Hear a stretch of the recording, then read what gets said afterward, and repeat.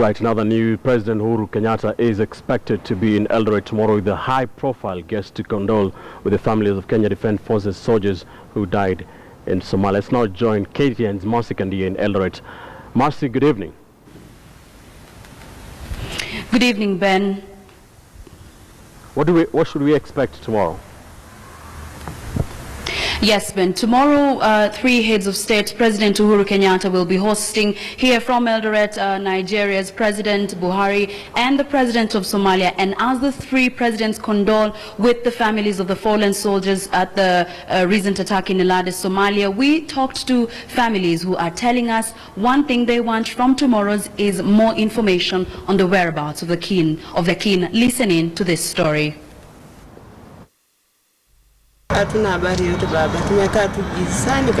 Mary Kutan tries to explain the much she knows about the whereabouts of her son. It's such phone calls that make her day, of relatives and friends checking up.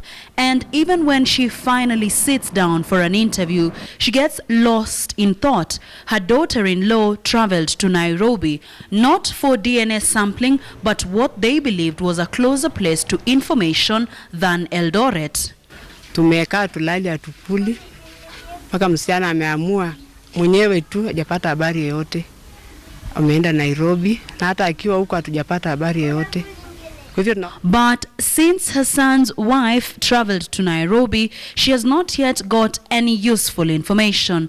On Wednesday, President Uhuru Kenyatta is visiting the military base in Eldoret for a mass with the family. And when we ask her if she'll attend the event, she answers with little enthusiasm.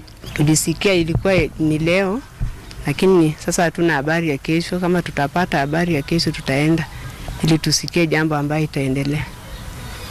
Kwa hivyo hiyo jambo tumekuwa na tuna uchungu sana. Even then, Mary tries to act normal and get her life back together, but it's not easy, she says. In the meantime, she keeps herself busy, requesting for a faster relay of information from the government. Kwa hivyo tunataka serikali atusaidie sana. Hata kwa hii wiki tu jamani, ingewezekana tupate ripoti kamili ili tuone uamuzi wa serikali na tuone matokeo ni nini jamani. Her sentiments shared by many other families whose kin are still missing after the Somalia Eldoret attack, the soldiers from the 9KR barracks in Eldoret. So, the mass expected to be at the military base in Eldoret, hopefully the families say, will offer some information, some solace as they wait.